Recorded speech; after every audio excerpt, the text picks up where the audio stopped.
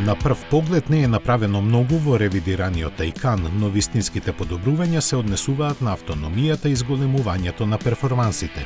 Преди да се спомене дека моделите Турбо благо се разликуваат во поглед на дизајнот од претходно.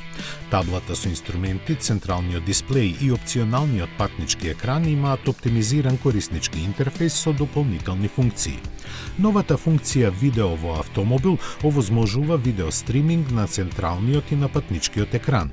Најважно за корисниците на електричните возила е податокот за зголемувањето на автономијата за 175 км или за цели 35%.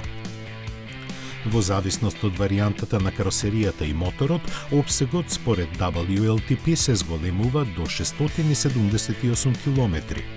Performance Battery Plus сега има бруто енергетски капацитет од 105 наместо 93 kWh. Воедно, зголемувањето на батеријата овозможува полнење со моќност од 320 kW, што е за 50 kW повеќе од претходната генерација, а времето на полнење од 10 до 80% се намалува на само 18 минути. Со новата функција Push to Pass на пакетот Sport Chrono во зависност од моделот се добива дополнителна моќност до 70 kW во траење од 10 секунди.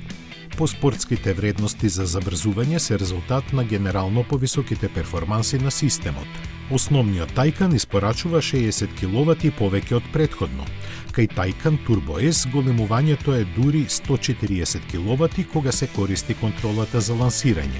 Ова ги зголемува системските перформанси на врвната изведба на 700 kW или 952 конски сили. Taycan Turbo S достигнува стотка од место за фантастични 2,4 секунди. Трите изведби, Taycan, Taycan Cross Turismo и Taycan Sport Turismo се стандардно опремени со адаптивна воздушна суспензија. Новата шасија Active Ride може да се нарача како опција за верзиите со погон на сите тркала. Иако стандардната опрема е се уште пообемна од претходно, моделите тежат и до 15 кг помалку.